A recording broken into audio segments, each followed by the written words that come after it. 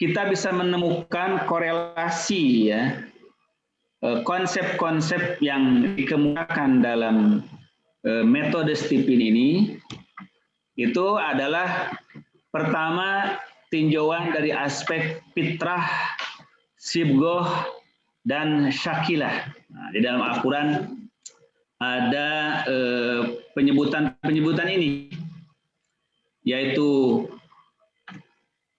konsep fitrah, konsep sibgoh, dan syakilah. Pertama tentang konsep fitrah dalam surah Rum ayat ke-30. Allah Subhanahu wa taala firmankan, a'udzubillahi minasyaitonirrajim, fa'aqim wajhaka lid-dini hanifa fitratallah allati fataran nasa 'alaiha la tabdila li khalqillah dzalika ad-dinul qayyim walakin aktsarun la ya'lamun. Saya tidak cantumkan terjemahnya karena untuk memudahkan slide ini bisa dilihat di Mushaf Al-Quran Tarjamah ya. Surah Rum ayat 30. Nah, di sini Allah firmankan, hadapkanlah wajahmu kepada agama Allah, lurus. Itulah fitrah Allah, allati fattaran nasa 'alaiha. Nah, jadi Allah telah menciptakan pada diri manusia sebuah fitrah yang tadi telah disinggung oleh Ayahanda bahwa sebelum manusia tercipta itu karakter-karakternya, sifat-sifat, tabiat-tabiat, potensi-potensi, kecenderungannya itu sudah tersedia akan seperti apa makhluk yang namanya manusia sebagai khalifah di muka bumi ini, sifat-sifat karakter, kebaikan, keburukan, kekuatan, potensi, dan kelemahannya. Nah, di situ ada fitrah. Salah satu ditafsirkan oleh para ulama, fitrah di sini justru adalah lebih kepada potensi-potensi positif tentang ketuhanan, yaitu tentang sifat dasar manusia yang membutuhkan keterikatan dan hubungannya dengan Sang Pencipta, yaitu Allah.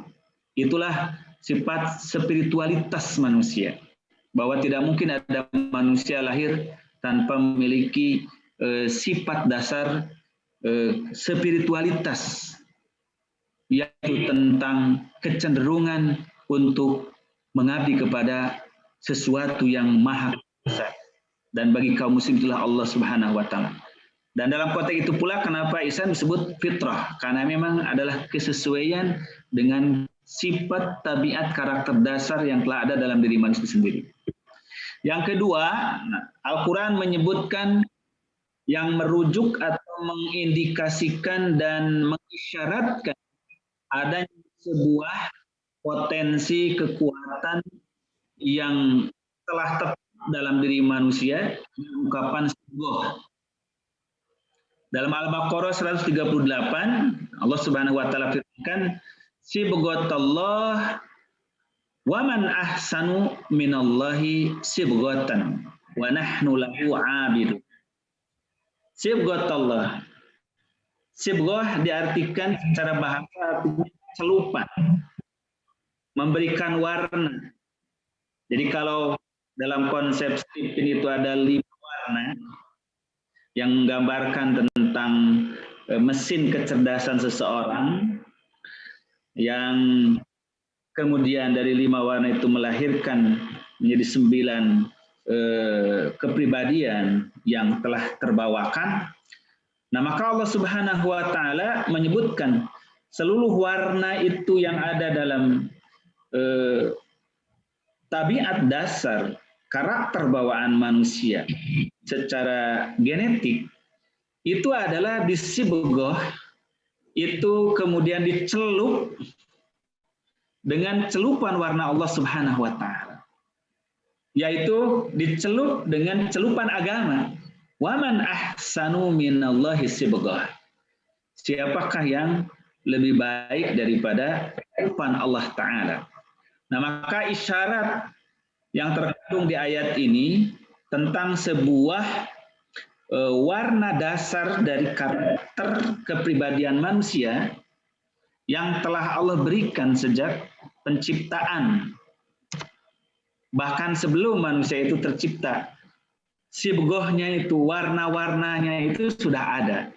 Sehingga ketika manusia terlahir ke dunia, lalu dia menonjolkan warna yang dimilikinya itu, dan warna itu kemudian nampak dalam wujud keyakinannya, cara berpikirnya, berkatanya, berperilakunya, maka itulah kemudian disebut sebagai sibghat Allah, celupan Allah. Jadi selain fitrah yang dinisbatkan kepada Allah, yang kaitannya dengan potensi dasar yang telah diberikan kepada seluruh manusia sejak lahirnya ke muka bumi ini adalah fitrah Allah dan sibghat Allah.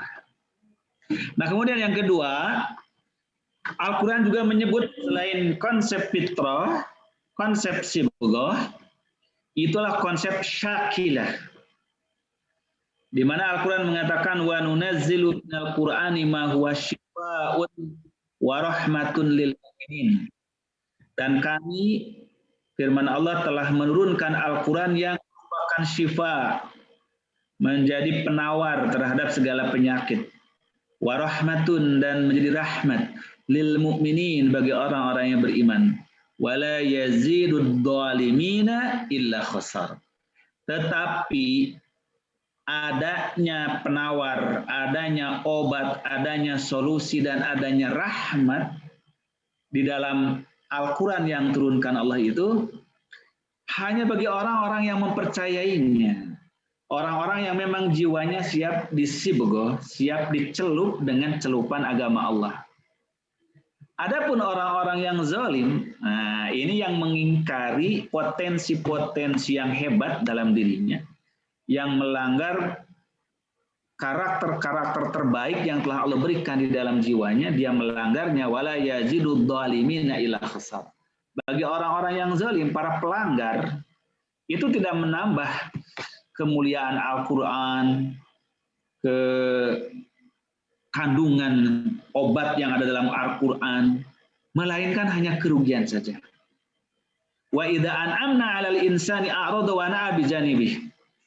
Lalu Allah Subhanahu wa taala mencontohkan di antara sikap yang buruk manusia ketika dia mengekspresikan, yaitu kekesalannya atas kegagalan, ketika dia mengekspresikan tentang ketakaburannya ketika berhasil. Wa idza an'amna 'alal insani a'rada wa na'a bi janibih. Manusia itu apabila diberikan oleh Allah kenikmatan, ia berpaling dan menyombongkan diri, seolah keberhasilan, keuntungan, kesuksesan, kejayaan yang dia peroleh itu semata-mata adalah hasil kepintarannya sendiri, hasil kerja keras dirinya. Tidak ada faktor lain yang maha kuasa yang melindunginya. Ini sifat ketakaburan manusia ketika diberi kesuksesan. Wa idza massahu syarru kana ya'usa. Tetapi ketika diberikan keburukan, ditimpa musibah, malapetaka, kesusahan, kana ya'usa. Dari ketakaburan, kesombongan, itu berbalik menjadi frustasi, menjadi keputusasaan. Nah, jadi ini menggambarkan adanya karakter dalam diri manusia, yang karakter itu muncul ketika dia berhadapan dengan kesuksesan yang dia peroleh, atau dengan tantangan, kesulitan, kegagalan yang dia hadapi. Itu akan terlihat karakter yang sesungguhnya dari orang tersebut. Lalu firman Allah, "Qul," katakan oleh Muhammad, "Kullu ya'malu ala syakilati." Setiap orang akan bertindak, berbuat berdasarkan syakilahnya. Syakil itu kalau dalam arti asalnya syakal, sesuatu bentukannya, sesuai dengan bentuknya. Sifat dasarnya, karakter. Maka para ulama mengartikan fitrah, sibghah, syakilah terkadang dalam mana yang sama, yaitu at-tariqah wal manhaj wat tabi'ah wal jibilah. Jadi fitrah, sibghah, syakilah itu artinya adalah sifat bawaan, potensi dasar, cara yang ditempuh, metode yang dilakukan oleh seseorang di dalam mensikapi sesuatu. Seperti tadi, ada yang mensikapi keberhasilan itu dengan kecongkakan dan ketakaburan. Sebaliknya ketika menyikapi kegagalan dengan frustasi. Nah itu semuanya dah syakilah yang ada di dalam diri manusia. Maka kullu ya'malu ala syakilati. Setiap orang akan bekerja, berbuat itu berdasarkan kecenderungannya, dorongan nuraninya. Farabbukum a'lamu biman huwa ahda sabila. Maka Tuhanmu yang lebih tahu siapa orang yang lebih lurus jalannya. Siapa yang lebih sesuai sejalan dengan fitrah nuroniyah yang positif yang Allah berikan kepada dirinya. Nah, jadi konsep fitrah, sibgo, dan syakilah ini mendapatkan kesesuaian, korelasi, dan relevansi dengan konsep tadi adanya mesin kecerdasan dan adanya personality genetik yang ada dalam diri manusia sebagai bawaan.